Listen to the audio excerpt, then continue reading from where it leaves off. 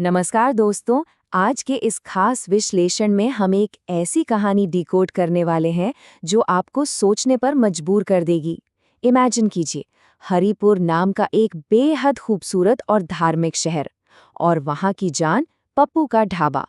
मतलब नाम सुनते ही मुंह में पानी आ जाए। जो भी इस शहर में आता था ना, वो बिना यहाँ को खाना खाए तो वापस ही नहीं जाता था। लेकिन इस शानदार कामयाबी के पीछे एक बेहद खौफनाक सच छिपा था। एक ऐसा गहरा राज जिसने इस मशहूर जगह को रातों रात भूतिया ढाबा बना दिया।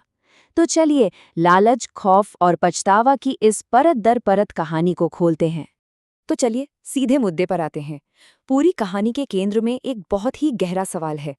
क्या घमंड में की गई सिर्फ एक गलती, जी हाँ, सिर्फ एक गलती, किसी भी सफल बिजनेस को हमेशा के लिए बर्बाद कर सकती है? देखिए, व्यापार चाहे कितना भी बड़ा क्यों ना हो, उसकी असली नींव तो इंसानियत ही होती है ना। पप्पू का ढाबा भी उस वक्त सफलता के बिल्कुल शिखर पर था। दिन रात ग्राहकों की भीड़, गले में पैसे ही पैसे। लेकिन कहते हैं ना कि जब सफलता सिर चढ़कर बोलती है तो इंसान को अंधा कर देती है। ये सोचने वाली बात है कि कैसे एक इंसान का अहंकार उसकी सालों की मेहनत को पल भर में राख कर सकता है। आइए देखते हैं कि ये सब शुरू कैसे हुआ। अब जरा इस विरोधाभास को समझिए। एक तरफ तो ये ढाबा दिन दूनी रात चौगुनी तरक्की कर रहा था, मुसाफिरों को ऐसा लजीज खाना परोस रहा था कि लोग उंगलियां चाटते रह जाएं। लेकिन वहीं दूसरी तरफ इसके मालिक पप्पू का अहंकार आसमान छू रहा था। मतलब उसकी मानसिकता इतनी खराब हो चुकी थी कि उसे बचा हुआ अच्छा खासा खाना कचरे के डिब्बे में फेंकना तो मंजूर था, लेकिन किसी भूखे इंसान को मुफ्त में खिलाना बिल्कुल बर्दाश्त नहीं था। ये जो घमंड और अमानवीय सोच थी ना, सच मानिए यही उस आने वाले भयानक तूफान की असली वजह बनी। और फिर वो मनहूस दिन आ ही गया जिसने सब कुछ पलट कर रख दिया। हुआ कुछ यूं कि एक बहुत ही लाचार और भूखा भिखारी ढाबे के पास से गुजर रहा था। उसने कई दिनों से अन्न का एक दाना तक नहीं खाया था। भूख से बुरी तरह तड़पते हुए जब उसने पप्पू से खाने की भीख मांगी, तो जानते हैं मालिक ने क्या किया? उसने अत्यंत निर्दयता से उसे धुतकार दिया। उसके शब्द किसी नुकीले तीर जैसे थे। अरे जाएगा कि नहीं, यहाँ कुछ नहीं मिलेगा। पता नहीं कहाँ कहाँ से आ जाते हैं, पूरा मूड खराब कर दिया। ये सिर्फ एक वाक्य नहीं था दोस्तों, ये सरेआम इंसानियत का कत्ल था। उस तड़पते इंसान पर मालिक को रत्ती भर भी तरस नहीं आया। बस यही वो पल था जहां से इस ढाबे की किस्मत ने अपना रुख हमेशा के लिए मोड़ लिया। शून्य, जीरो। जी हाँ, यही वो मात्रा थी जो उस भिखारी को नसीब हुई। खाने का एक छोटा सा निवाला तक नहीं मिला उसे, बिल्कुल शून्य। और मालिक की इस क्रूरता का अंजाम क्या हुआ? वो बेचारा भिखारी भूख के मारे इतना कमजोर हो चुका था कि पास ही मौजूद एक कुएं में गिर गया। और सबसे खौफनाक बात, किसी को कानो कान खबर तक नहीं हुई।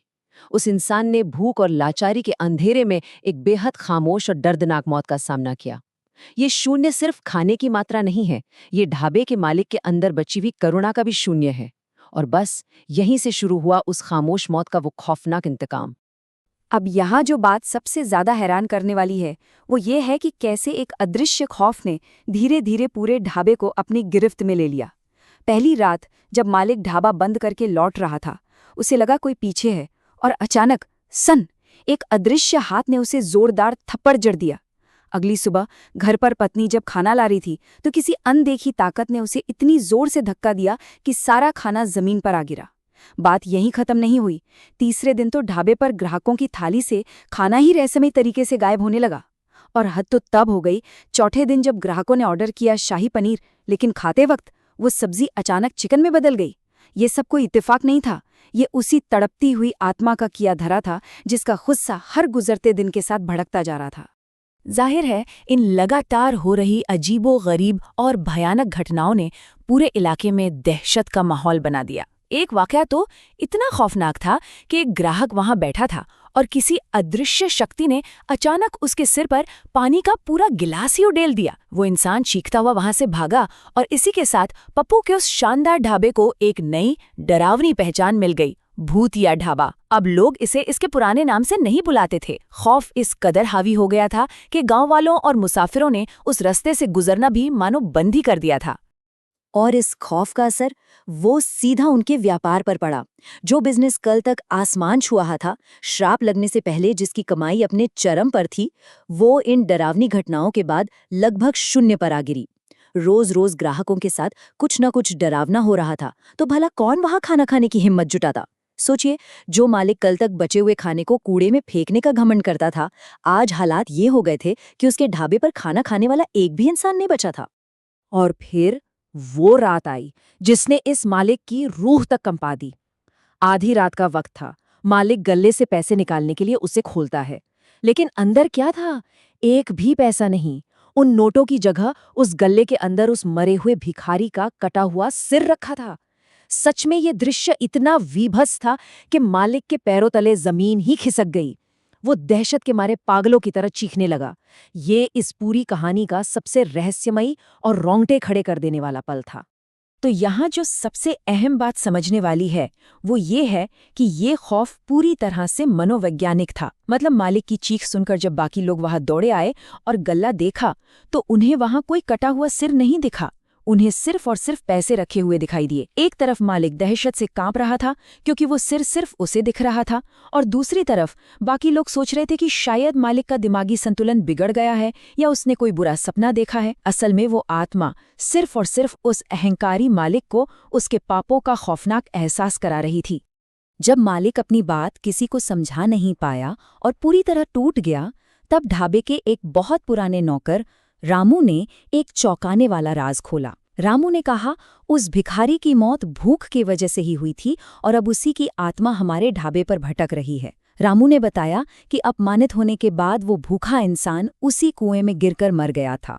उसने मालिक को साफ साफ चिता दिया कि अगर यही सब चलता रहा तो सब कुछ तबाह हो जाएगा। रामू ने ही ये नेक सलाह दी कि उन्हें बिना वक्त बर्बाद किए पास के एक सिद्ध बाबा के पास जाना चाहिए, जो इस तरह की उलझनों को सुलझाने में माहिर थे।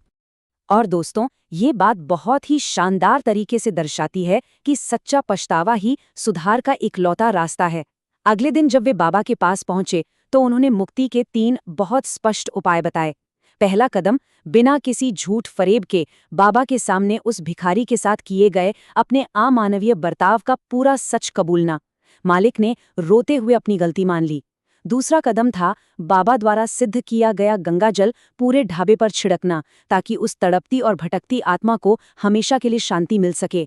और तीसरा और यकीनन सबसे महत्वपूर्ण कदम, बाबा ने मालिक से एक बहुत सख्त कसम ली कि भविष्य में वो कभी भी किसी भी गरीब या भूखे इंसान को अपने दरवाजे से खाली हाथ नहीं लौटाएगा।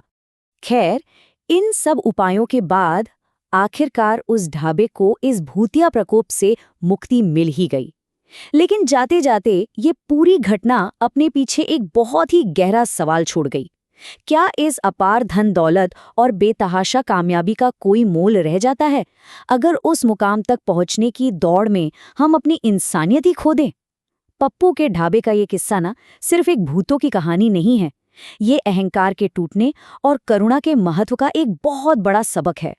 एक ऐसा सबक जिसे हम सबको हमेशा याद रखना चाहिए। तो आज की इस विश्लेषण में इतना ही।